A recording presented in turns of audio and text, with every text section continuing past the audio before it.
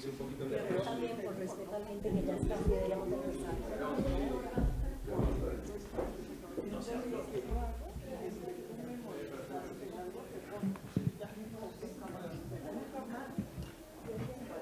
Mi doctor.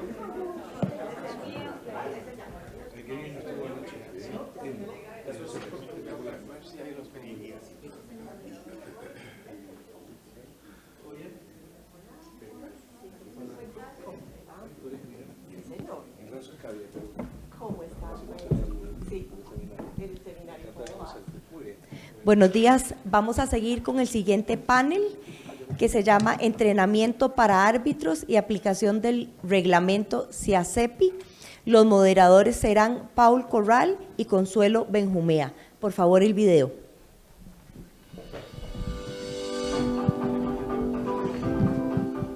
Entrenamiento para árbitros y aplicación del reglamento CIACEPI. Fernando Triana Uribe y Mikkelsen, Colombia. Viviana Bernal Mesa, abogada independiente, Colombia. Moderadores: Paul Corral Abogados, Ecuador. Consuelo Benjumea y Asociados, SAS, Colombia.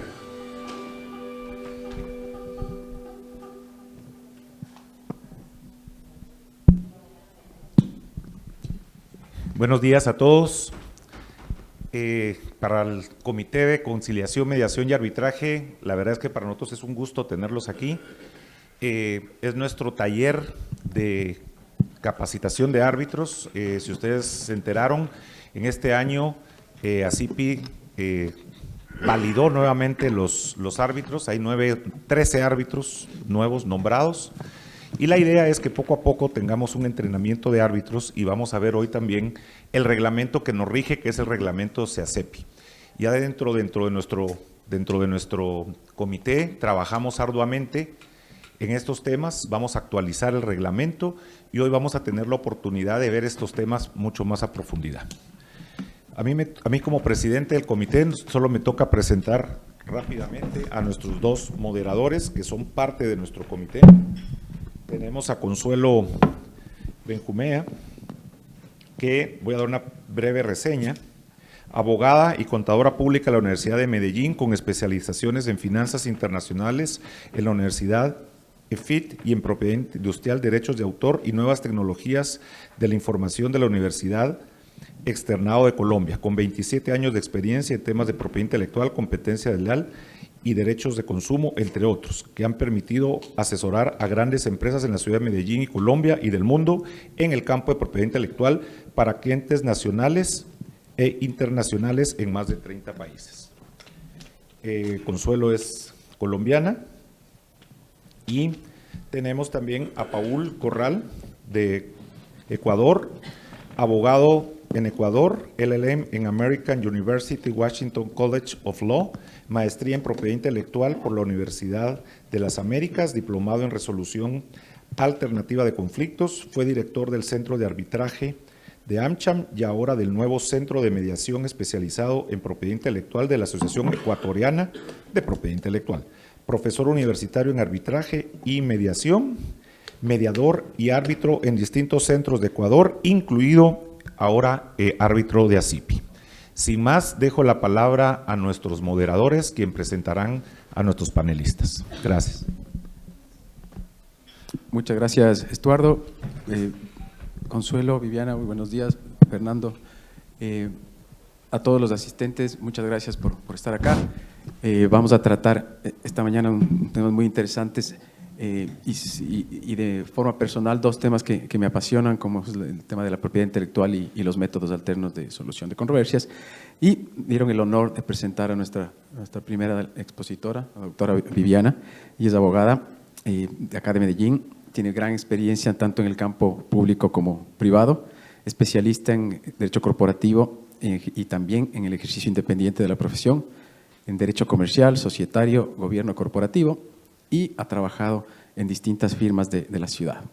Obviamente es especialista en métodos alternos de solución de controversias, con una maestría en Derecho en la Universidad Pontificia Bolivariana, en también Derecho Comercial. de parte de su experiencia, ha trabajado en la Cámara de Comercio de Medellín, directora del Centro de Conciliación y Arbitraje y amigable componedor. Árbitro, docente universitaria en la Pontificia Universidad Bolivariana y en la Universidad CES, y autora de diversas publicaciones en materias también de arbitraje. He hecho un resumen de su hoja de vida, estimada Viviana, porque era bastante extensa, así que espero que me perdone, y además digna representante de la belleza de la mujer de Medellín. Doctora Viviana, por favor. Bueno, yo voy a presentar al doctor Fernando Triana, excelente abogado con experiencia, creo que no necesita mucha presentación, todos lo conocemos, reconocemos, pero voy a resumir en 5 renglones, que fue lo que me solicitaron, con alguna dificultad, pero voy a resaltar lo que más tiene que ver con nuestro tema. El doctor Fernando Triana es abogado egresado de la Universidad Colegio del Rosario de Colombia y cuenta con título de maestría en Derecho otorgado por la Universidad de Indiana, Estados Unidos. Tiene más de 36 años de experiencia, es muy joven, pero tiene 36 años de experiencia. Es socio fundador de Abogados Triana, Uribe y Mikkelsen y se desempeña como director del Departamento de Litigios.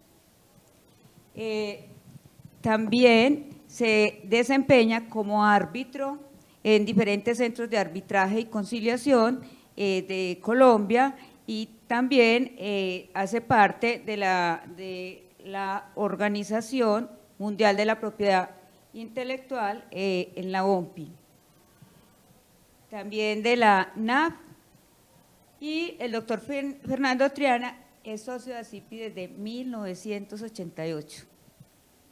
O sea, tiene bastante experiencia, ha sido presidente de ASIPI y ha sido el creador en ASIPI del Comité de Conciliación, Mediación y Arbitraje y a su vez del reglamento CIACEPI. Muchísimas gracias, doctor Fernando, por acompañarnos. Gracias. Bueno, muy bien.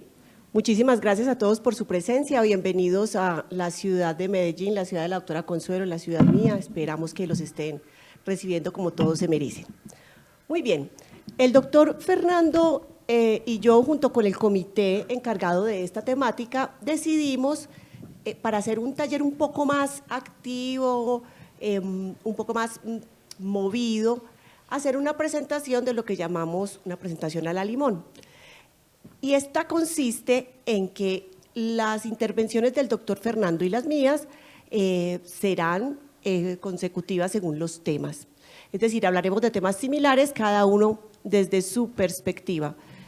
Yo hablaré un poco del arbitraje en Colombia por ser el país sede y el doctor Triana hablará del arbitraje según el reglamento CIACEPI de ASIPI.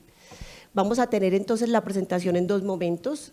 Iniciaremos con unos principios o temas generales que trataremos de dar de una manera un poco más rápida para que después lleguemos al tema procesal, que es el que queremos pues hacerle un zoom especial. Tenemos un periodo, un tiempo importante, queremos que se mantengan despiertos, activos y por eso vamos a ir cambiando de una manera pues como activa la presentación. Vamos a empezar entonces con la primera parte, la parte más introductoria. Seguramente ustedes muchos conocen y son expertos en estos temas, por lo tanto no nos dedicaremos a los detalles sino a las generalidades. Sin embargo, al final habrá una sesión de preguntas y claro, nuestros moderadores intervendrán en la medida en que lo consideren oportuno. Y si me permites, Viviana, buenos días a todos. Como se trata de un taller y que sea un poco interactivo, sobre todo muchos de nosotros estamos algo delicados de salud por la fiestica de anoche, entonces la idea es que nos pueden interrumpir, hagan las preguntas que quieran, en el momento que quieran, y de esa manera lo vamos haciendo un poquito más tolerable. Entonces, gracias, Viviana. Gracias, doctor. Empecemos entonces con la definición de arbitraje en el módulo pues propio del arbitraje nacional colombiano, y esta la trae la ley 1563 de 2001, En su artículo primero se señala que el arbitraje es un mecanismo alternativo de solución de conflictos mediante el cual las partes defieren o entregan a árbitros la solución de una controversia relativa a asuntos de libre disposición o aquellos que la ley autorice. Sabemos todos que el arbitraje, dentro de los métodos de solución de conflictos, es una forma heterocompositiva en la que el árbitro, que es una especie, no es técnico decirlo, pero es una especie de juez privado, es un particular que cumple o funge funciones jurisdiccionales, da la solución al conflicto, él impone la decisión. Y son las partes las que le entregan a él esa posibilidad de, a él o al tribunal en general, de solucionar el conflicto. Esa es una definición básica, muy traída, como lo veremos en el desarrollo del taller, de la ley modelo de arbitraje de la UNCITRAL, que también se comparte con el reglamento CIACEP, y entonces tendremos muchos puntos en común. Cuando haya puntos divergentes los señalaremos. En el pacto arbitral, que es un verdadero contrato, es un elemento de carácter sustantivo a través del cual las partes entregan o defieren la solución de sus conflictos presentes o futuros a árbitros. Ese pacto arbitral, que es el que da origen sustantivo al proceso arbitral, tiene como género dos especies, la cláusula compromisoria y el compromiso. Esto en arbitraje nacional, doméstico, también internacional, y en muchas legislaciones tiene una regulación parecida. Hay unas diferencias básicas entre cláusula compromisoria y compromiso. La cláusula compromisoria se refiere a controversias futuras. Cuando se celebra un contrato, las partes están en una especie de luna de miel. No creen jamás que van a tener un conflicto. De hecho, confían tanto en la otra parte que celebran justamente un contrato. Entonces, en ese momento no saben qué tipo de diferencias van a surgir entre ellas. No saben exactamente cuáles serán los problemas. Mientras que en el compromiso las diferencias existen, ya se han dado, son reales, el problema está ahí latente y las partes lo tienen definido, y por eso deciden entonces derogar de alguna manera la jurisdicción natural u ordinaria y llevarlo a la justicia arbitral. La cláusula compromisoria requiere una vinculación contractual. Por eso está contenida en el contrato mismo o en un documento anexo a él. Mientras que el compromiso no requiere vinculación contractual previa. En la cláusula compromisoria, si no se especifican el tipo de diferencias, se entenderán que es a todo tipo de diferencias, sobre la ejecución, sobre la interpretación y sobre otros aspectos. En cambio, en el compromiso, como ya se conocen las diferencias se limitan con base pues en lo conocido. En la cláusula compromisoria, tenemos que no se extiende a asuntos extracontractuales porque tiene origen contractual, mientras que en el compromiso se puede extender a asuntos extracontractuales. Bueno, como requisito esencial del pacto arbitral, se tiene que debe constar en cualquier documento. Y este término documentos, señores, señoritas, como ustedes lo saben, desde lo procesal es muy amplio. Entonces se puede referir a cartas, se puede referir a textos vía internet, a chats, a grabaciones, incluso a fotografías, de una gama muy amplia es el término documento.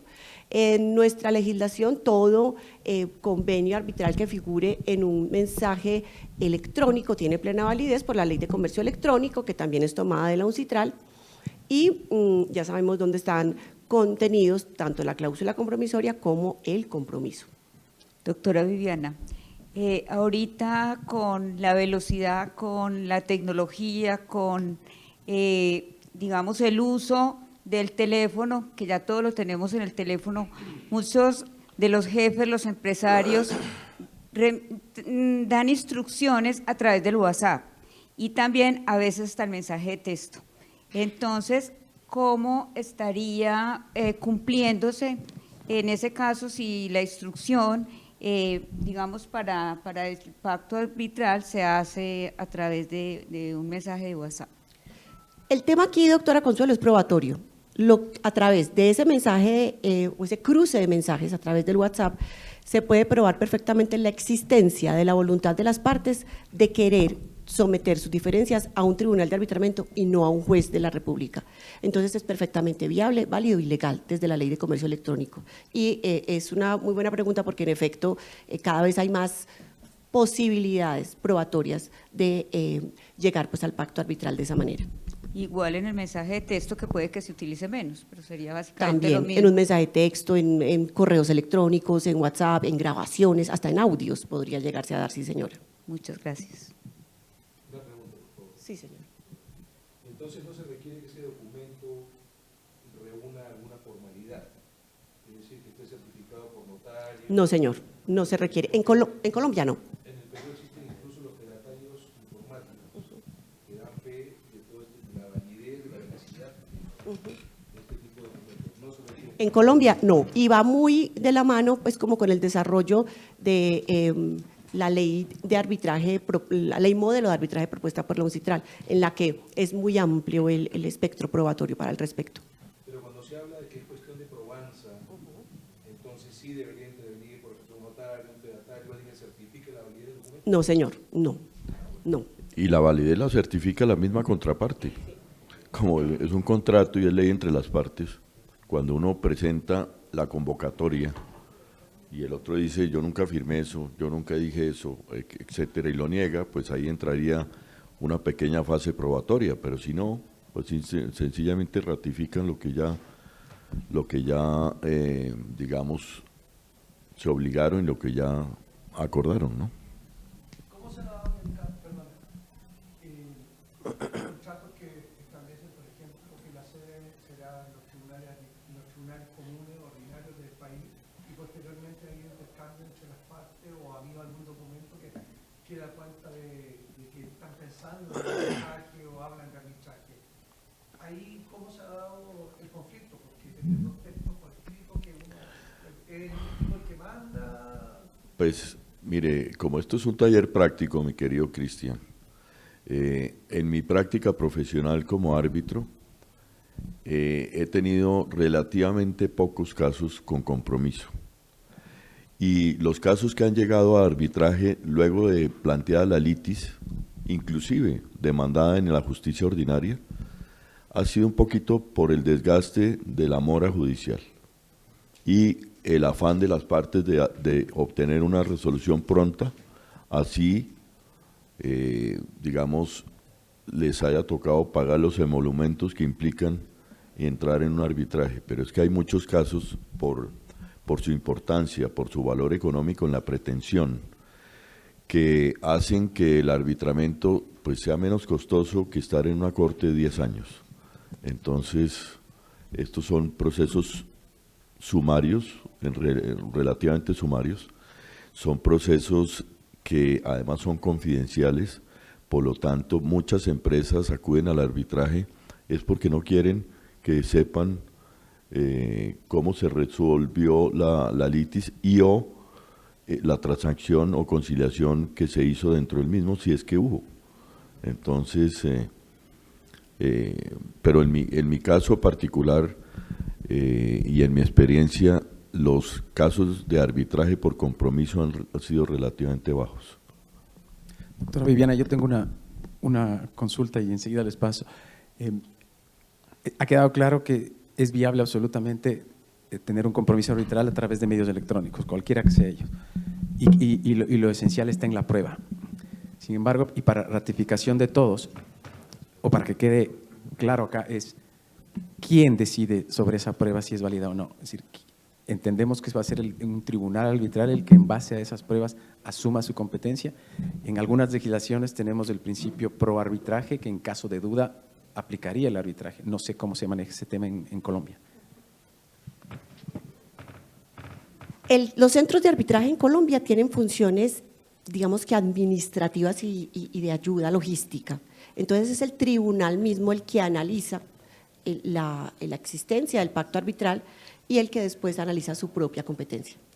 Pero en principio diríamos que el que debe dar impulso para llamar a la convocatoria de un tribunal y seleccionar los árbitros como las partes lo determinen, que ya veremos más adelante este proceso, es el centro una vez nombra a los árbitros como se determine, ya los árbitros hacen ese análisis propio, pero no tiene que haber ninguna intervención pues como de una entidad que certifique o que dé fe o que… no, son las mismas partes o la contraparte, la parte que aduce la existencia del pacto arbitral y la otra pues responderá en ese sentido. Y complemento, el arbitraje es de rango constitucional, Paul. Por lo tanto, ha habido jurisprudencia de la Corte Constitucional que cualquier acto, digamos, de operación judicial debe hacerse cuando el tribunal ya está instalado, es decir, el árbitro asume jurisdicción. Entonces, en esa etapa prearbitral, como la llama Viviana, es simplemente administrativa, es un tema de recibir una convocatoria, es un tema de nombrar unos árbitros, dar traslado a las partes para que los recusen si es el caso, y ya cuando se instala el tribunal y ellos asumen jurisdicción, es que hay operación judicial. Muy bien, continuamos. Una pregunta nada más. ¿Cómo se concilia la informalidad del pacto arbitral por una parte con la necesidad por otra que los representantes que acceden a ese pacto arbitral estén debidamente facultados? Típicamente los apoderados, por ejemplo, necesitan facultades especiales para someter asuntos a decisión de árbitros. Entonces, a veces la ley modelo de Incitral no señala cuál es el camino correcto en ese caso. No sé si se les ha planteado esa situación, a mí en lo particular como árbitro no, pero tenía la duda. Gracias. 1000 veces. Lo que pasa es que vuelvo y reitero, y es parte de la presentación nuestra, pero como dice Viviana, cuando se pacta la cláusula compromisoria, las partes están de mieles, están íntimos amigos posiblemente. De ahí que sea importantísimo, por no decir esencial, que en la cláusula compromisoria se trate de reglamentar todo lo que tenga que ver con un futuro proceso arbitral. Idiomas, leyes aplicables, número de árbitros, pues todo lo mayor posible. Ahora, sobre lo que usted dice, los métodos autocompositivos o heterocompositivos y todos los métodos alternativos de resolución de conflictos son de las partes, no de sus abogados. Por lo tanto, casi todas las cláusulas compromisorias hablan de las partes, no de sus abogados. El abogado es un instrumento para hacer realidad el proceso arbitral, y es en esa etapa prearbitral que tienen que presentar sus poderes, etcétera, pero es solo el tribunal que le reconoce personería. Y muchas veces en mi práctica como árbitro, digamos, audiencia e instalación del tribunal arbitral, yo les pido a las partes que ratifiquen los poderes que han dado en la parte prearbitral, sencillamente para yo tener tranquilidad que el que está ahí hablando tanta cosa, sí es el apoderado de ellos. Y como el poder se puede dar verbalmente dentro de la audiencia, y generalmente en Colombia la virtualidad es la regla, no la excepción, y la oralidad es la regla y no la excepción, por lo tanto, generalmente esas audiencias son grabadas y ahí está digamos, en el récord del proceso, la ratificación expresa de las partes a sus apoderados. Muy bien, vamos a continuar. Nosotros tenemos un tema organizado pues como en el orden que les dijimos, y seguramente que muchas de esas dudas van a estar resueltas en el transcurso de la presentación. Doctor Fernando, vamos a hablar entonces ahora del reglamento SIACEPI. Sí, déjeme hacer un pequeño antecedente de SIACEPI. SIACEPI surge como una necesidad por parte de la Organización Mundial de la Propiedad Intelectual, con un acuerdo que hace con la Cámara de Comercio de Bogotá al principio del siglo XXI, en el cual se hacía mejor dicho, la OMPI quería que Colombia de alguna forma operara su reglamento internacional para efectos de arbitraje en materias de propiedad intelectual. La Corte del Centro de Arbitraje y Conciliación de la Cámara de Comercio de Bogotá estimó que ese era un reglamento que debíamos folclorizar un poco más, por esa idiosincrasia un poco procesalista, un poco más formalista de nuestros modos de operar judicialmente. Por lo tanto,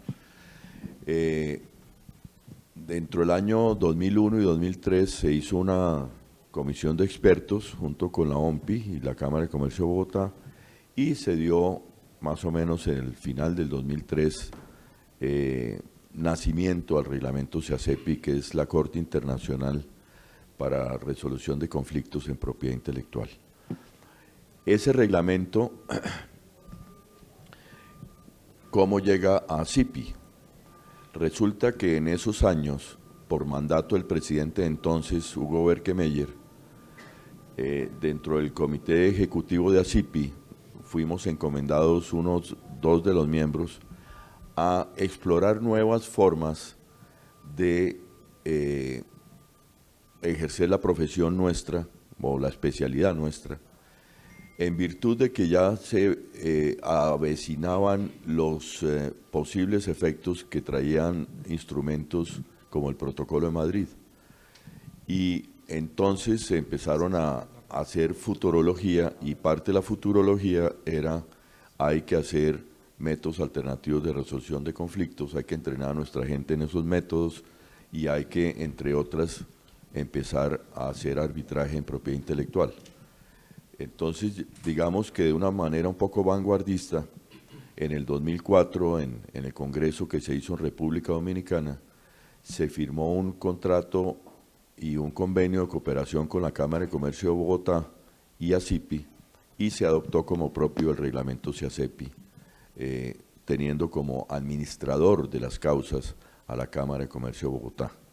Y desde entonces pues ha sido el reglamento de ASIPI, y es la forma como lo hemos venido comercializando y usando, es la verdad. Eso es como el antecedente del SIACEPI.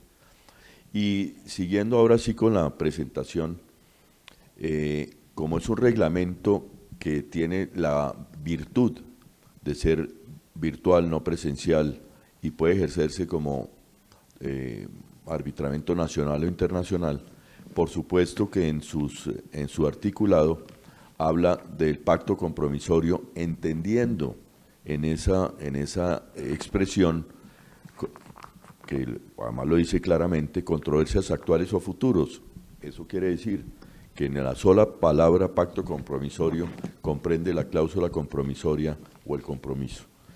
Y obviamente, cuando empezamos a predicar arbitraje sobre propiedad intelectual, todo el mundo pensábamos que éramos locos, porque ¿cuál arbitramiento en propiedad intelectual? Pues sí, hay arbitramiento en propiedad intelectual en cualquier materia de libre disposición, y hay muchas en nuestro campo. Entonces, esa es la forma como quedó reglamentado en el SIACEPI, es decir, controversia actual o futura sobre asuntos de libre disposición. Lo cual quiere decir también, dicho sea de paso, y lo hacemos en el pledge de ASIPI, que todas nuestras firmas de abogados pueden pactar esta cláusula compromisoria para arbitrar un problema en una hidroeléctrica o para arbitrar un problema de rompimiento contractual en una transacción en materias de propiedad intelectual, porque el reglamento es total y completamente, digamos, transparente en ese sentido. No hay un solo artículo que diga esto solamente se aplica a la propiedad intelectual, no.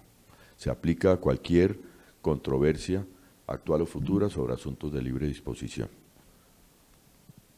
Muy bien, vamos a hablar en el arbitraje nacional colombiano qué elementos debería contener el pacto arbitral que hagan que el pacto arbitral sea idóneo tanto para nuestros clientes como para las empresas a las que representamos.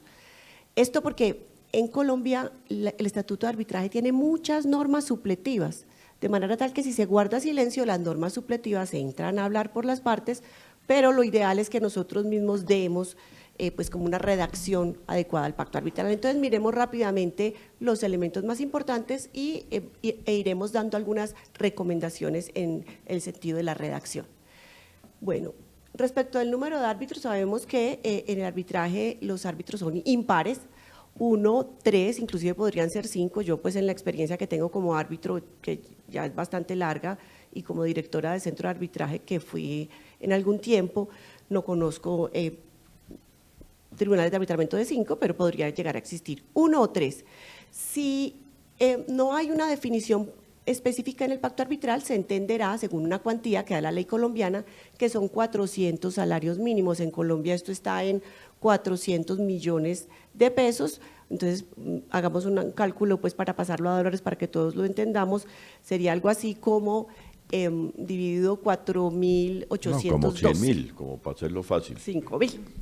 Entonces, si es una cuantía superior a 400 millones de pesos, serían 3 árbitros, si no, sería 1. Fíjense que es una cuantía muy baja para tener 3 árbitros definidos. Entonces, lo que se sugiere es que siempre se establezca en una variable determinada y distinta. Por ejemplo, 1.000 salarios mínimos, 800 salarios mínimos, $10.000, o sea, una forma en que nosotros podamos variar, porque en el momento no conocemos de qué calibre va a ser el conflicto. Entonces esa es la primera sugerencia, que se establezca a mayor cuantía pues un número de árbitros alto, y si no, con un árbitro bastaría siempre y cuando el árbitro sea idóneo. Respecto del nombramiento de árbitros, lo ideal y lo que la ley en Colombia pretende es que las partes los nombren de común acuerdo, es decir, que lleguen a un punto en común sobre el nombre del árbitro o los árbitros que les gustan, que les son pues de mejor referencia, pero que si no lo llegan a hacer, se delegue expresamente en un tercero, que normalmente es el centro de arbitraje, para que lo haga a través de sorteo. Cuando no hacen una delegación expresa, en la legislación colombiana este nombramiento se va al juez civil del circuito, que la verdad es que retarda mucho el proceso, porque puede demorarse en este acto de sorteo 5, 6, 8 meses solamente en definir árbitros. Entonces lo ideal es que nombren las partes, y si no lo nombran, entonces que se delegue en un tercero. Respecto de la designación del centro de arbitraje, el centro de arbitraje será el que las partes quieran, no tiene que ser específicamente el de su domicilio. Puede ser, por ejemplo, en Colombia, el de la Cámara de Comercio de Medellín para Antioquia, o el de la Cámara de Comercio de Bogotá, o el de Cali, bueno, cualquiera otro, o un arbitraje internacional, el centro que se refiera. Pero si no se dice cuál va a ser el centro de arbitraje en la cláusula compromisoria, entonces será el del domicilio del demandado, y si hay varios, será cualquiera a elección del demandante. Respecto de la naturaleza de la decisión, que ya veremos ahora en un momentico, el laudo puede ser en derecho, en equidad o técnico. La regla general es que sea en derecho, especialmente para las entidades públicas, y si nada se dice, entonces siendo hasta entidad privada será en derecho. Y el tipo de arbitraje podrá ser institucional, si es liderado por un centro de arbitraje, o será ad hoc cuando las partes son quienes lo fabrican, lo organizan junto con los árbitros, pero si nada se dice será institucional. Entonces lo ideal siempre va a ser señalar que el arbitraje sea, por ejemplo, en derecho, y que sea institucional. Esto en arbitraje nacional. Doctor, en propiedad intelectual en el CIACEPI. Tenemos una pregunta.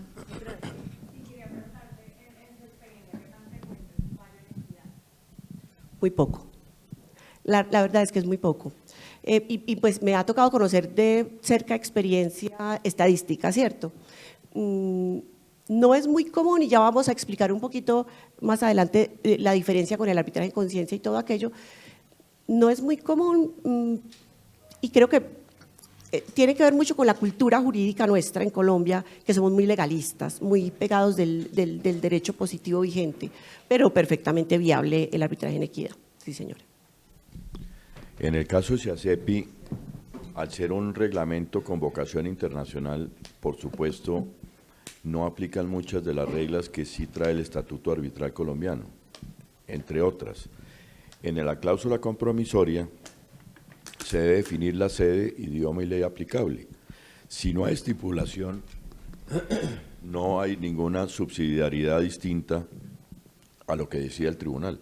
El tribunal tiene la facultad bajo el reglamento de decidir sobre sede, idioma y ley aplicable si no hay estipulación. Asimismo, el número de árbitros es impar, por supuesto, y el máximo es 3, dice el reglamento, pero no hay ninguna consideración a la cuantía. Ahí sí deciden las partes como bien quieran, si es 1 o 3. Y sobre la nacionalidad de esos árbitros igualmente, si no hay estipulación lo define la misma Corte del CIACEPI. Y la duración del arbitraje, por supuesto que es un tema del mismo reglamento. El reglamento dice que la duración del arbitraje es de 6 meses, solamente prorrogables en 4 más, por acuerdo entre las partes. Y esos 6 meses se cuentan a partir de la presentación de la demanda. Bajo reglamento CIACEPI hay dos momentos. Lo que se llama la convocatoria, que es una, digamos, solicitud más bien sencilla,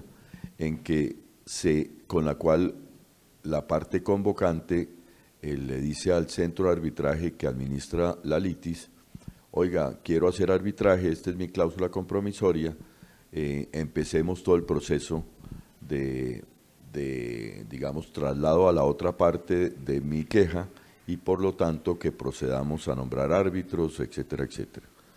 Y luego, cuando el tribunal está instalado, y cuando está instalado, como les dije antes, es cuando ya nombrados y transcurrido el término de recusación sin que hubiese, o si hubiese ya definida, se instala el tribunal, asume jurisdicción, y en ese momento el tribunal digamos, convoca al convocante, y perdonen la redundancia, a que presente su demanda. Es a partir de ese momento de presentación de la demanda que transcurre los 6 meses de que habla el reglamento. Perdón, Fernando, acá tengo yo una inquietud, sea para ti o para Viviana. Existen las famosas cláusulas escalonadas, sí, en la cual previo a iniciar un arbitraje se puede dar una negociación directa entre las partes o una mediación especializada. ¿Qué tan viable en temas de propiedad intelectual o recomendable es incluir una mediación previa o una negociación directa con un periodo fijo?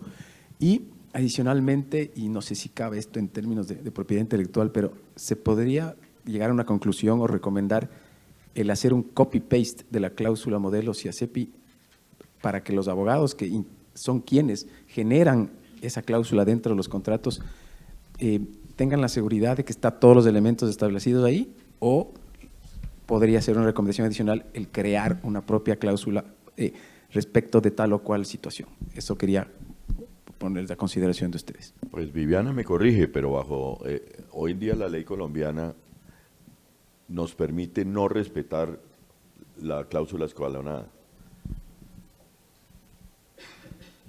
lo cual en la práctica sucede, sí,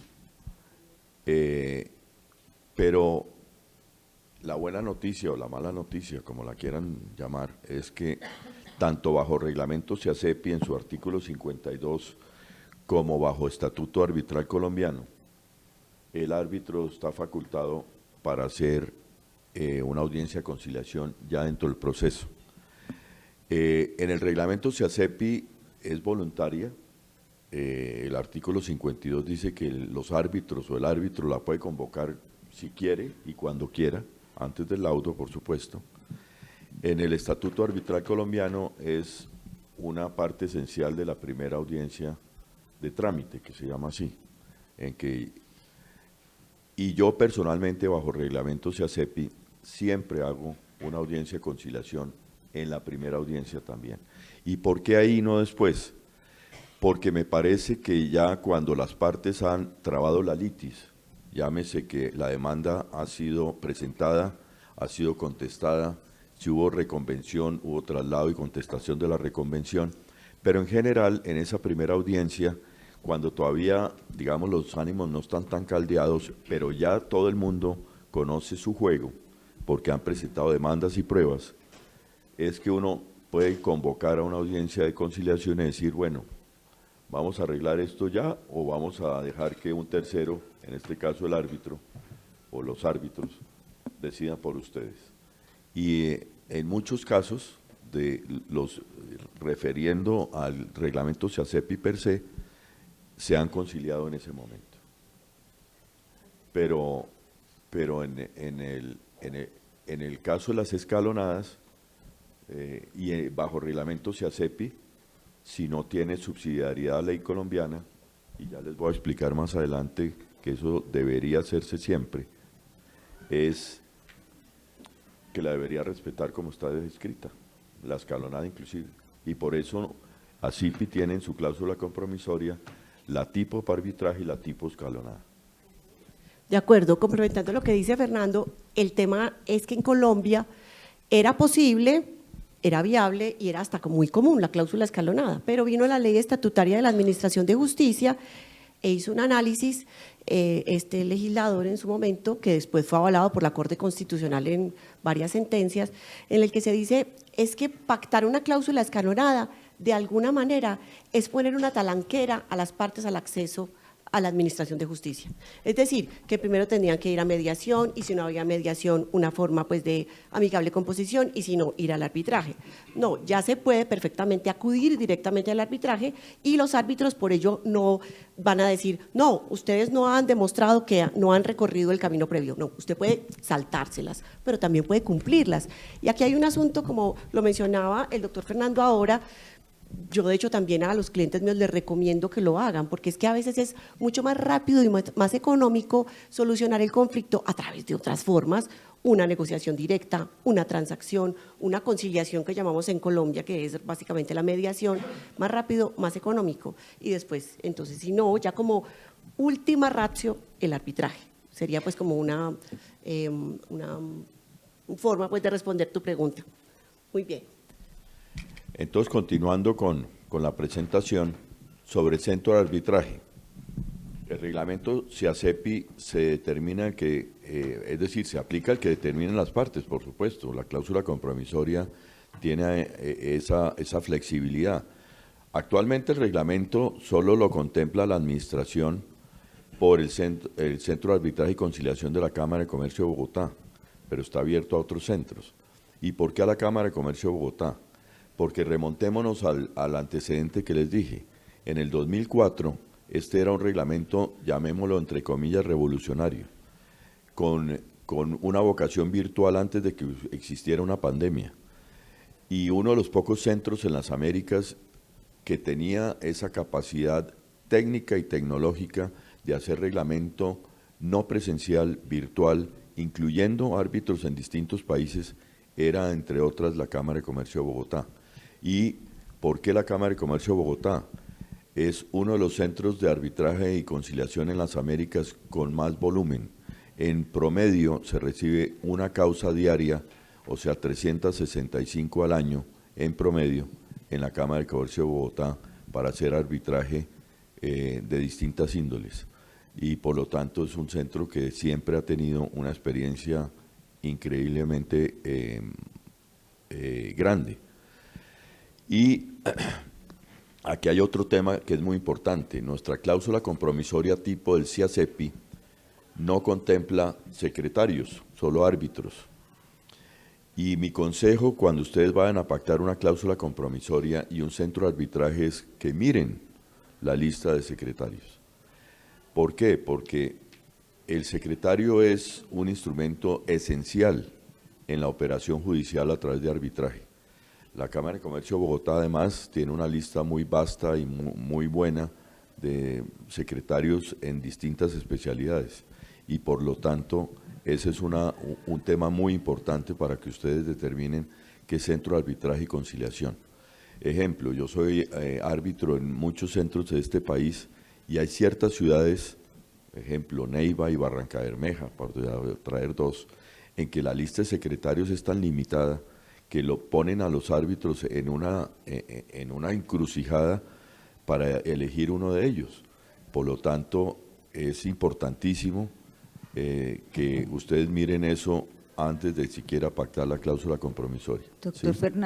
Doctor Fernando, perdón, yo quería preguntarle acerca del interés de ASIPI de firmar y los convenios y las alianzas de colaboración con otras cámaras de comercio del país, entre ellas la de Medellín. No, eso existe. Hay que hacerle unos pequeños ajustes al CIACEPI, pero son irrelevantes, porque, por ejemplo, la Corte, el Centro de Arbitraje y Conciliación de la Cámara de Comercio de Bogotá tiene su propia corte y hay ciertos recursos, ejemplo, recusación de árbitros, etcétera, cuando no hay el ejemplo concreto, cuando el árbitro no está de acuerdo con la recusación y no la acepta, generalmente lo decide el presidente de la Corte. Hay otros centros de arbitraje y conciliación que no tienen corte, ejemplo. Entonces eso habría que limitarlo, borrarlo o cambiarlo. Y otra cosa, en Colombia y en muchos otros países, otros no, este tipo de reglamentos necesitan un aval del Ministerio de Justicia y del Derecho. Entonces, antes de saber si lo pueden adoptar o no los centros de arbitraje en los distintos países, tienen que verificar también si tienen que someter este tipo de reglamentos para hacer arbitraje nacional, por supuesto, a un aval del Ministerio o de la autoridad administrativa o ejecutiva que de ese tipo de avales, ¿no? Muchas gracias. Bueno, yo también quiero hacer aquí una cuñita para decir que se suscribió con la Cámara de Comercio de Medellín para Antioquia, que es nuestra Cámara de Comercio y en la que tuve y soy pues parte de la lista de árbitros, una Cámara de Comercio con muy buena experiencia, con unas instalaciones espectaculares, que qué bueno que tuvieran tiempo de conocerlas en la sede del Poblado y con gran desarrollo tecnológico para que podamos hacer audiencias virtuales. Muy bien. Vamos a hablar de la clasificación del arbitraje según varios criterios y entonces vamos a hacer como una comparación con el doctor Fernando en las dos columnas. Vamos a hablar primero del Estatuto Arbitral Colombiano, en el que hay arbitraje ad hoc y arbitraje institucional según la naturaleza del pacto arbitral.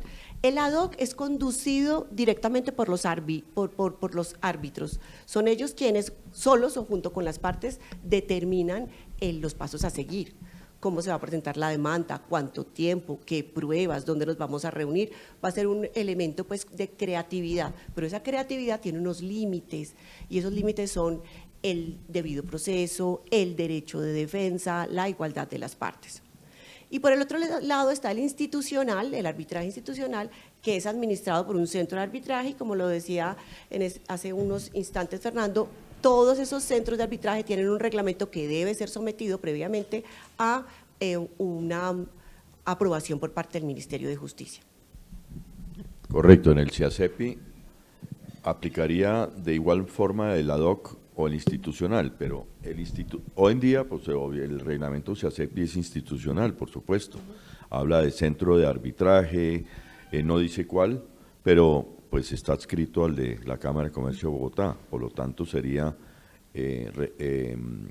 digamos, un arbitraje institucional, que tiene un montón de ventajas, entre otras las que les dije del listado de secretarios, el hecho que tengan toda la plataforma tecnológica, ejemplo, en la Cámara de Comercio de Bogotá, las audiencias son orales, son grabadas, pero ellos mismos transcriben las audiencias orales.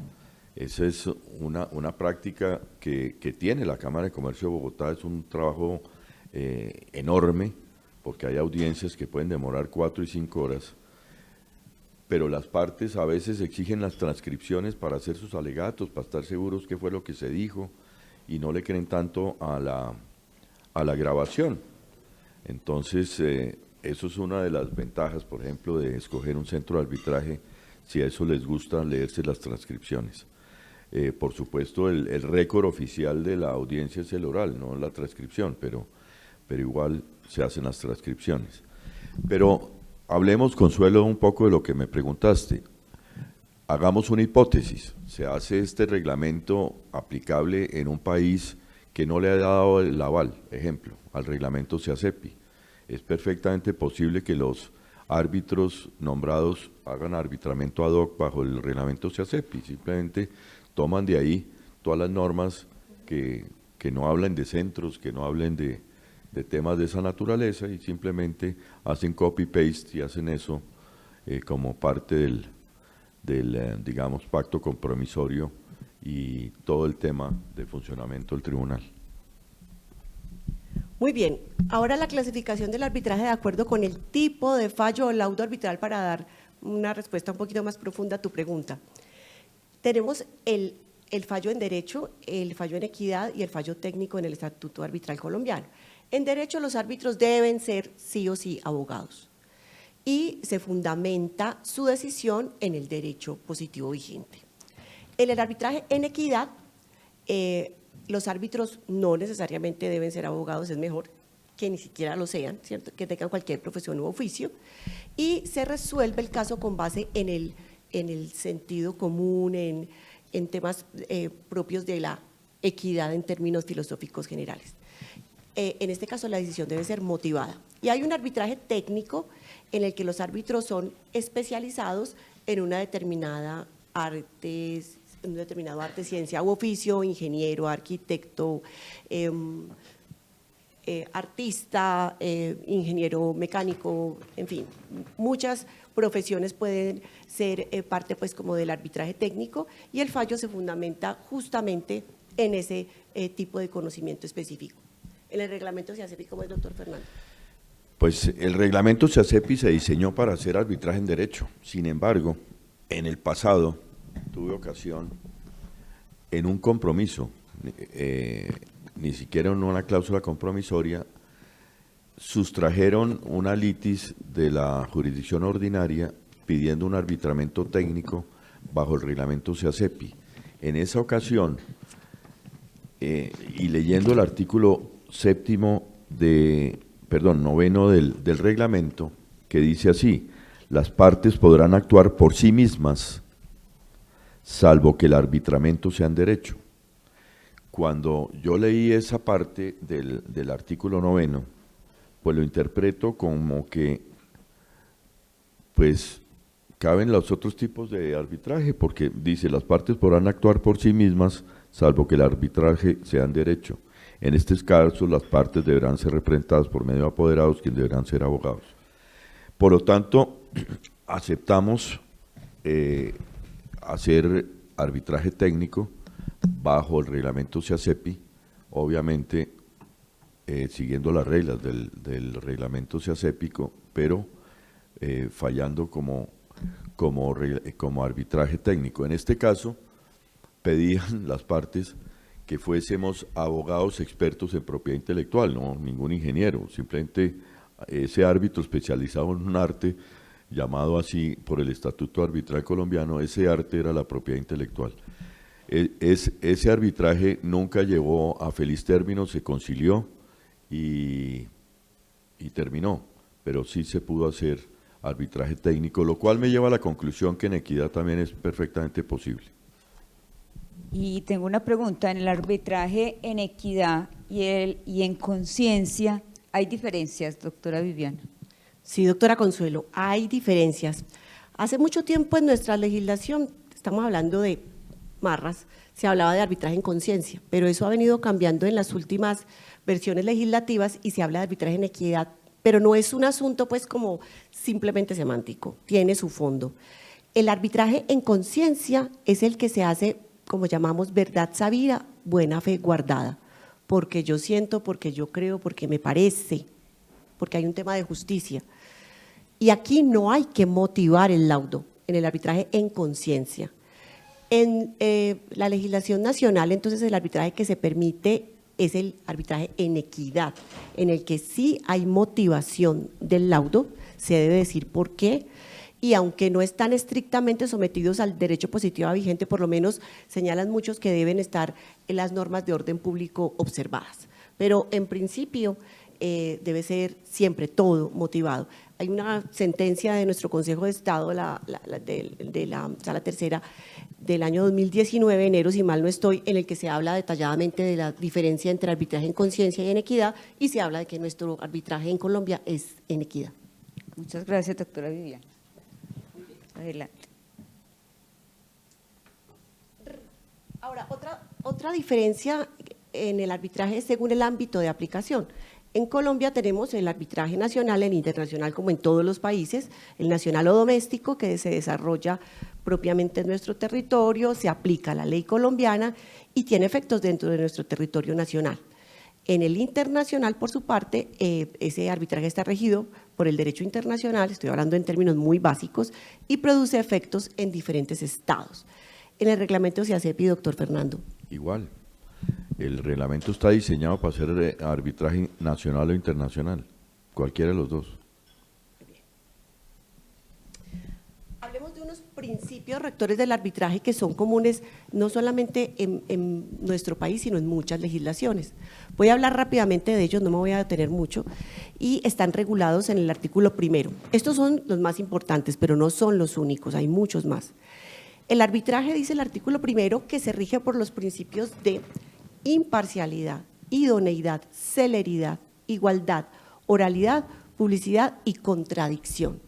Importante aquí mencionar, no voy a mencionarlos todos porque tenemos todavía mucho tiempo, pues mucho temario para exponer, y decimos que el tema de la imparcialidad tiene que ver con ese principio de independencia que deben tener en general los jueces o quienes tengan función jurisdiccional, que viene desde la Declaración Universal de los Derechos del Hombre. O sea, es un principio de raigambre universal en que haya una persona independiente e imparcial que sea la que juzgue.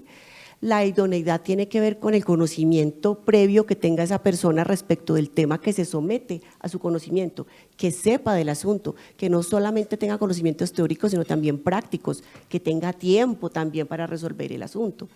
La celeridad, ya lo veremos, en arbitraje hay unos tiempos determinados que se deben cumplir, so pena de tener unos efectos jurídicos y también sancionatorios pecuniarios.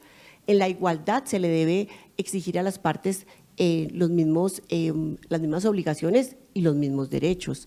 Se debe tratar con una situación, con un rasero no preferencial, sino justamente pues de igualdad. La oralidad se da porque la mayoría de las audiencias se dan, o la mayoría del proceso se surte a través de audiencias, aunque puede haber escritos. Hay publicidad en la medida en que puede haber intervención de público, si así se acepta, y hay contradicción, porque hay algunos recursos dentro del trámite arbitral, hay recurso de reposición y para el laudo en Colombia hay recurso de anulación y de revisión. Aquí resumí esto, doctor, para que sigamos entonces adelante. Bajo el reglamento SIACEPI hay, es decir, además obviamente los principios rectores que rigen cualquier arbitraje nacional o internacional, tiene ciertas características. Obviamente se necesita una cláusula compromisoria o un compromiso. Es eficaz, el laudo se hace bajo el principio del pacta sunt servanda. La decisión de cumplimiento es obligatorio, es ejecutable como cualquier fallo judicial en el mundo. Y si es internacional, es importante una situación que per se trae el reglamento SIACEPI, cuando uno lo adopta, dice que las partes renuncian a los recursos ordinarios en contra del laudo. Entonces, si ustedes quisieran aceptar o pensar que eso es una ventaja, pues tienen que buscar una jurisdicción que permita esa renuncia. En Colombia no es posible porque, como dice Viviana, esos recursos, el extraordinario de anulación y o el de revisión, son recursos de orden público y se hacen irrenunciables. Pero les quiero hacer una reflexión. Lo importante de escoger esa ley aplicable tiene que ver con la ejecutorialidad del laudo. ¿Por qué? Porque, ejemplo, si el laudo se va a ejecutar en Colombia y por alguna razón exótica decidieron aplicar una ley panameña, por decir algo, y el tribunal se hizo bajo ley panameña, que hipotéticamente, digamos que acepta la renuncia de los recursos, por ejemplo. No sería aconsejable hacerlo así. ¿Por qué? Porque al convenio Nueva York o no, al hacer ejecutable el laudo en Colombia, tiene que pasar bajo la lupa de la Corte Suprema de Justicia en un trámite que avale, un exequatur, por decir algo, en el cual ellos van a revisar precisamente si va a ejecutarse en Colombia y si, por ejemplo, al no haber posibilidad bajo la ley en que se laudó de haber hecho recursos en contra del laudo que en Colombia son permitidos y eventualmente podría determinar la Corte que ese laudo no es aplicable en Colombia porque ha conculcado el derecho de defensa, por ejemplo. Entonces, más que entender como una ventaja que el laudo no sea susceptible de recursos ordinarios, yo los invito a que miren dónde lo van a ejecutar y pactar la ley del lugar de ejecución, porque hace mucho más fácil el segundo principio de que ese laudo sea eficaz. Gracias. Ahora, como les dije al principio, cuando empezamos a hablar de arbitraje en propiedad industrial y en derecho de autor, todo el mundo pensaba que éramos locos porque creían que íbamos a hacer oposiciones marcarias a través de arbitramiento. Pues no, hay mucha materia de libre disposición que es arbitrable y que permite un acuerdo para acudir a ese arbitramiento. Sigamos, ejemplos traigo varios y de distinta manera. Entonces, el arbitraje sería viable, por ejemplo, en un acuerdo de coexistencia por uso, en que todos sabemos que en algunos de nuestros países esos acuerdos de coexistencia no son aceptados por la autoridad de registro. Eso no quiere decir que no sea un contrato que es ley entre las partes. Eso no quiere decir que si se rompe ese contrato pueda existir una cláusula compromisoria dentro del mismo que permita arbitrar esa litis. Lo mismo una restricción de cobertura. Lo mismo una resolución de un litigio. En una transacción se puede pactar que cualquier litis futura se sustraiga de la jurisdicción ordinaria y se lleve a arbitraje. En una infracción o usurpación que generalmente se llevan a arbitraje es por compromiso, porque ahí sí, ¿cómo pacta uno una cláusula compromisoria en un hecho que no ha existido? Y son siempre hechos sobrevinientes que permiten hacer el compromiso en una infracción o una usurpación, si las partes de común acuerdo quisieran llevar o sustraer eso de la jurisdicción ordinaria. Yo francamente lo veo con pocas posibilidades, pero puede hacerse. Transferencia de tecnología, casi todos los contratos que firmamos pues tienen cláusula compromisoria también, primero por los montos que generalmente se firman en este tipo de contratos, y dos, porque es casi usual que la parte que transfiere la tecnología pues quiera sustraer esto de las cortes de alguna forma. Lo mismo las franquicias. En los contratos de franquicias o de licencias es muy común pactar la cláusula compromisoria.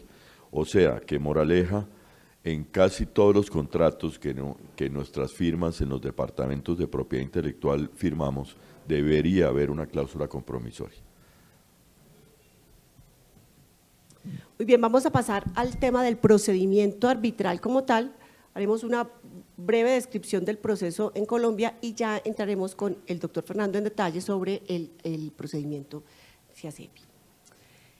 Respecto del término de duración, que es una de las características más interesantes del arbitraje y es su corta duración y su obligatoriedad de seguir esos términos legales, en Colombia el arbitraje debe durar, si es desde el punto de vista de la ley, 6 meses, prorrogables hasta por otros 6, es decir, 1 año máximo, pero contados a partir de una audiencia que se llama la primera audiencia de trámite, que se da ya una vez surtido un proceso de demanda, contestación, instalación del tribunal, hubo audiencia de conciliación, no hubo acuerdo conciliatorio y ahí sí se empiezan a contar los 6 meses. Ese es el término de duración, es muy importante.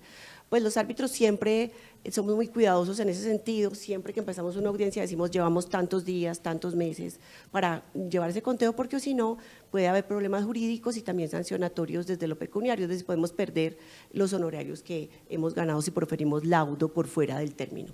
Y pierdes competencia además. Además, se pierde competencia, que es todavía lo más importante, o sea, la principal consecuencia jurídica.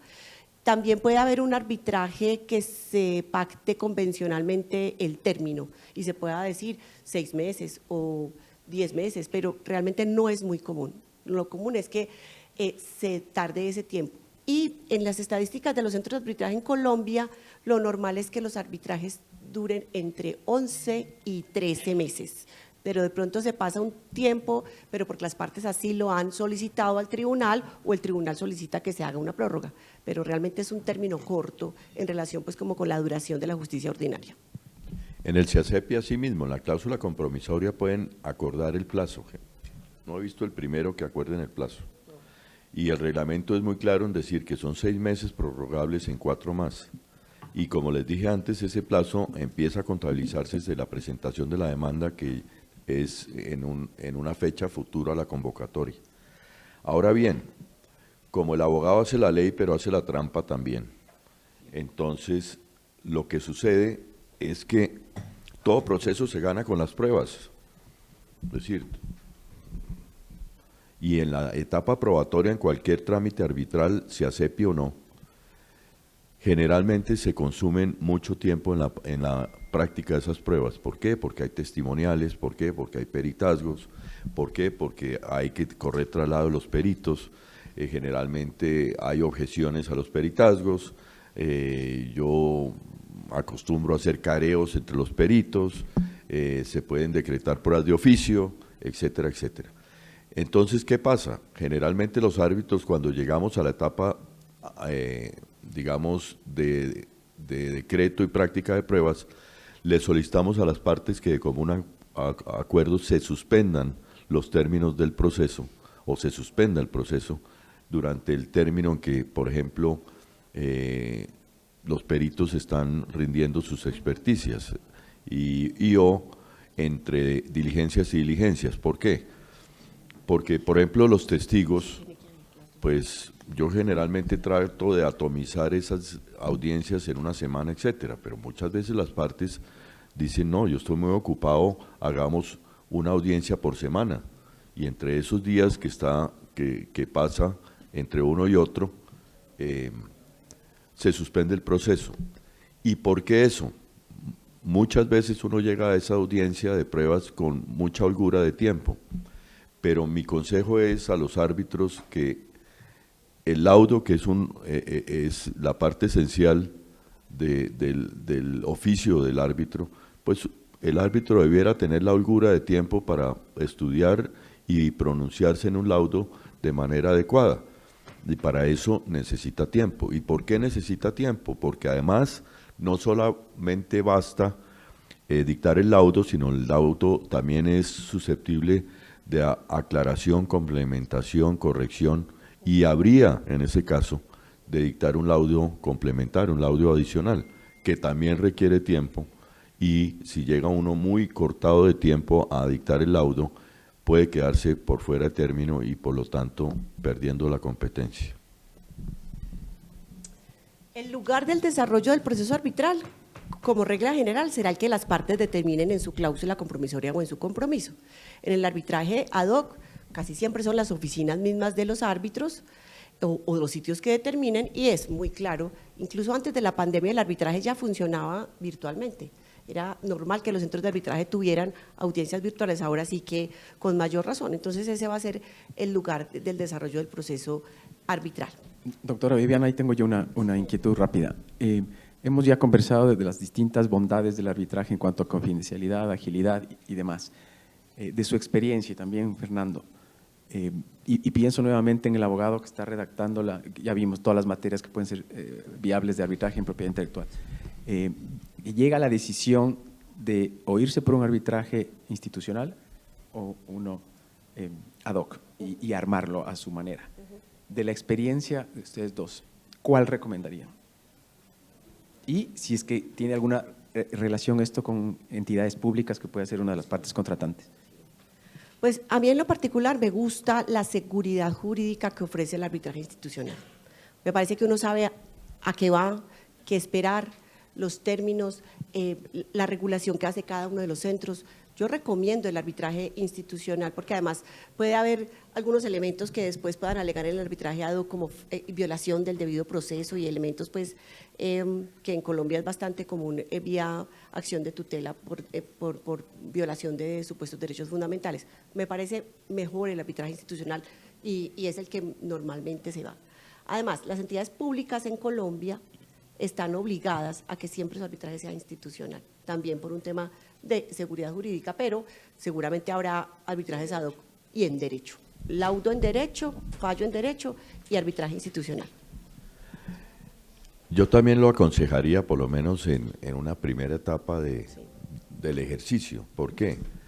Porque además la gente piensa que el arbitraje es costoso per se. Al ser justicia privada es justicia paga, pero eso no quiere decir necesariamente que sea justicia costosa. Cuando ustedes pactan, por ejemplo, en la CIACEPI, que dice que será administrada la litis por el Centro de Arbitraje y Conciliación de la Cámara de Comercio de Bogotá, el árbitro está aceptando los honorarios que paga la Cámara de Comercio de Bogotá. Por lo tanto, ya veremos un ejercicio de cómo se liquidan esos honorarios y son relativamente bajos. Entonces, eso le da, como dice Viviana, seguridad a las partes, ya no jurídica, sino simple seguridad de que el arbitraje, cuando lo lleven al término que quieran, pues no va a ser prohibitivo, que va muchas veces a traducirse en una denegación de justicia o una imposibilidad de acceder a la justicia, etcétera, etcétera, sino son, digamos, honorarios relativamente pagables y razonables. Doctora Viviana, doctor Fernando, nos quedan alrededor de 15 minutos, entonces yo creo que nos toca 15 minutos, acelerar como lo más representativo, de pronto el caso práctico que se quiere mostrar, por si de pronto hay algunas preguntas. Muchas gracias. Muy bien. Tenemos dos preguntas. Janet.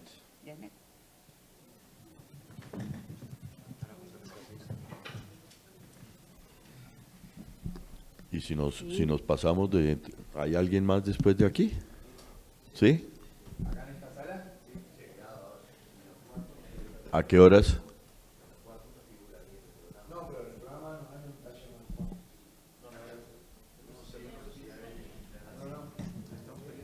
Sí, buenos días. Quería preguntar si en el caso de que el reglamento… ¿Aquí mismo? Si las partes no pactaron la ley aplicable al fondo del asunto, en ese supuesto, en el reglamento, ¿qué se prevé? ¿Que los árbitros se remitan a las normas de derecho internacional privado del foro o qué solución establece el reglamento en ese sentido? El reglamento claramente dice que la ley aplicable la definen el árbitro o los árbitros. Directamente. Sí, directamente. Atendiendo entonces al principio de proximidad que Sí. presenta los vínculos más estrechos con ese conflicto. Mire, en ese caso, el arbitraje es un procedimiento un poquito más relajado, es decir, como tiene origen contractual, pues uno consulta un poco a las partes y lo obvio sería aplicar la ley en el lugar donde se ocurrieron los hechos. Entre otras porque bajo ley colombiana, si usted pacta en un contrato que aplica la ley de Canadá, pero el contrato tuvo desarrollo en Colombia, esa cláusula se entiende por no escrita. Por cuestiones de orden pública hay que aplicar la ley colombiana, porque fue el lugar donde se ejecutó el contrato. Así diga ley de Canadá. Entonces, lo mismo surge un poquito en los casos del arbitraje. Es decir, el árbitro, si no han dicho nada sobre ley aplicable, pues lo obvio es que se aplique la ley del lugar donde se ejecutó o ocurrieron los hechos, por sentido común, diría yo. Sí, también. A ver, Amparo. Bueno, es que no sé si, como llegué un poquito tarde, si eso se abordó, lo de las medidas cautelares se habló. No, ahorita hablamos de medidas cautelares. No se ha abordado, ¿no? Ya. Lo que quería saber, por la importancia del tema para la materia de propiedad intelectual, ¿cómo tienen previsto en el reglamento la aplicación de las medidas cautelares y directas, sobre todo las que tienen que ver con terceros? Es decir, ¿piden auxilio judicial o directamente el tribunal? Estoy refiriéndome, por ejemplo, en banco de cuentas bancarias, donde hay un tercero que no es firmante de la cláusula arbitral y en este caso, ¿cómo lo tienen previsto? A ver, Viviana me corrige, pero bajo estatuto arbitral colombiano, el árbitro es un juez de la República. Y en el caso que estás diciendo, Amparo, si vas a embargar una cuenta, sencillamente el señor secretario del tribunal expide un oficio y se radica en el banco. Punto. En Colombia el juez arbitral no requiere aval policivo o aval judicial para ejecutar ninguna medida. Sus sentencias son sentencias, sus oficios son oficios, sus órdenes son órdenes. Al extremo que bajo estatuto arbitral colombiano, si hay un testigo renuente y el juez lo quiere escuchar, puede hacer conducción policial también. Oficia a la policía para que le traigan el testigo, así sea amarrado. Y es perfectamente posible y son órdenes judiciales como de cualquier juez de la República. Ahora bien, bajo estatuto SEACEPI, pues habría que consultar la ley aplicable a la litis si eso es factible o requiere un aval judicial. Por eso, insisto, que hay que el abogado que está pactando la cláusula compromisoria, escogiendo la ley aplicable, debe estudiar un poquito más esas ventajas o desventajas de la ley que vaya a pactar en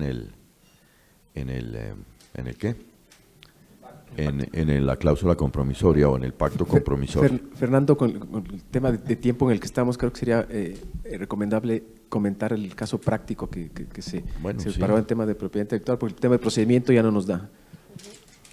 Bueno, déjame rápidamente les digo el procedimiento, porque ya lo hemos hablado, es decir, simplemente después de presentada la demanda, contestada la demanda, esos son todos términos muy cortos, y hay un tema que no hemos conversado que es el siguiente. Bajo reglamento SEACEPI, los términos no son en días hábiles, son en días calendario. Por lo tanto, esos 6 meses se vuelven realidad meses, y los 4 adicionales meses. Y cualquier término que habla el reglamento, porque son, por ejemplo, cuando se asume competencia por el tribunal, se le dan, es decir, dentro de los 5 días, y eso es una ventaja muy importante del SEACEPI que no tuve ocasión de comentar porque nos brincaron aquí, pero el árbitro no mueve un dedo sin dinero, y eso es muy importante para los que quieran ser árbitros, porque bajo estatuto arbitral colombiano, los honorarios de los árbitros están condicionados a la primera audiencia de trámite que puede suceder 6 meses después de instalado el tribunal. Aquí, dentro de los 5 días siguientes a que el árbitro le dice al señor convocante presente su demanda y le dan 10 días para que la presente, en los 5 primeros tiene que dar 50% de los gastos administrativos al centro y el 50% los honorarios de los árbitros. Asimismo, cuando admite la demanda, corre traslado de la misma, dentro de los 15 días siguientes el señor convocado o demandante, al contestar la demanda, antes de contestarla, tiene que pagar el otro 50% y el otro 50% de los honorarios de los árbitros. Por lo tanto, al trabarse la litis, las finanzas del tribunal están total y completamente pagadas. Y sí me gustaría, Paul, que pongamos la filmina de la liquidación de honorarios. Hicimos un ejercicio con Viviana sobre... Igual la presentación está, pero no la veo. Ahí, sí, mire. Miren lo que es el arbitramiento, primero el internacional, miremoslo por favor, el anterior. Esto es reglamento, a ver, si hacemos un ejercicio por $100.000. En arbitraje internacional, los honorarios de la Cámara de Comercio de Bogotá dan un mínimo de $11.250 y un máximo de $34.500, y gastos administrativos por $3.750, ¿correcto? Pero si hacemos arbitraje nacional, mire cómo cambian, 490 millones de pesos, que son más o menos los $100.000, cada árbitro, el máximo sería 11.025.000 pesos, esos son $2.000. La diferencia es enorme. Y digamos, la tarifa de la Cámara de Comercio de Bogotá en arbitraje nacional dice que los costos de arbitraje de la Cámara son el 50% del honorario del árbitro, y lo mismo los secretarios. Por lo tanto, para efectos de pactar la cláusula compromisoria es importante siempre que miren eso, porque la diferencia es enorme y además pueden de una vez saber más o menos cuánto costaría a priori un arbitraje. Sí. Doctor Bernardo, ahora sí hablemos del caso. Si nos están llamando desde el bar para que tengamos sí, ya el cierre, lamentablemente, del taller. Les hablo clara, es decir, de todos los casos que he tenido ocasión de arbitrar con el CIACEPI, tengo autorización de revelar más o menos los detalles de 2 de ellos. Y les voy a hablar un poquito de cómo llegamos a eso, también del fondo de la litis si quieren, pero todos tenían origen contractual, ¿sí? En ambos casos eran reclamos de artistas en el contrato contra su manager, básicamente. Y querían, pues, a través del arbitraje, que, ojo, el arbitraje es proceso meramente declarativo, no es ejecutivo. Por lo tanto, ellos querían que se declarara el incumplimiento contractual, ordenar el cumplimiento de las obligaciones de pago en algunos de ellos, y en el otro caso requerían solamente declarar la terminación del contrato y restituciones mutuas. Se usó la cláusula modelo del CIACEPI, mal pactada, debo decir, porque en ambos casos usaron árbitro único, pero hubo silencio de las partes en cuanto que el laudo fuese en derecho. La ley aplicable al fondo de la controversia, usé la colombiana en ambos casos porque las partes eran colombianas, perdón, el cumplimiento del contrato fue en Colombia, una de las partes era venezolana, la otra era colombiana, y en el segundo caso sí eran ambos colombianos, y el idioma del trámite pues tampoco lo pactaron, determiné que fuera el castellano. En cuanto al arbitraje institucional, pues usé la lista de secretarios de la Cámara de Comercio de Bogotá y las tarifas aplicables que les mostré anteriormente. Y yo usualmente cuando hago arbitraje nacional, porque el reglamento CIACEPI por obvias razones no lo contempla, en la primera audiencia, digamos de trámite, cuando se ven ni siquiera, hoy día lo hago en la instalación, le solicito a las partes que declaren como ley subsidiaria del arbitraje el Estatuto Arbitral Colombiano, que a la larga se puede hacer en el internacional también, porque el Estatuto Arbitral Colombiano es prácticamente modelo uncitral, por lo tanto es bastante universal. Y el Código General del Proceso. ¿Eso por qué? Porque hay ciertas, no digo cosotas, pero sí cositas dentro del reglamento, que hay ciertos vacíos que uno puede cómodamente aplicar el Estatuto Arbitral Colombiano o el Código General del Proceso, entre otros. Fernando, perdón, interrumpo. Las preguntas las vamos a tener que hacer después, en el lobby o en un café, porque estamos pasados 15 minutos para el siguiente taller. Hay una panelista que además del siguiente taller que tiene un vuelo, así que lo tienen que hacer on time. Okay. Y lamento que sea así, pero bueno, agradecerles a todos los que vinieron. Agradecerles a todos los que vinieron y muchas gracias a los panelistas. Me hubiese encantado que tengamos tiempo y a los moderadores. Pues espero que haya sido instructivo, Juan, y si tienen preguntas, y seguramente pues tengamos que profundizar porque se requiere mucho más tiempo y la verdad que ha sido muy instructivo. Y les pido a todos un gran aplauso y les agradezco nuevamente. Igual los que quieran, entiendo que va a haber una mesa del comité en el almuerzo y si quieren acercarse a hacernos las preguntas allá con muchísimo gusto. Eso me parece una excelente idea. Viviana, vos te quedás, ¿no?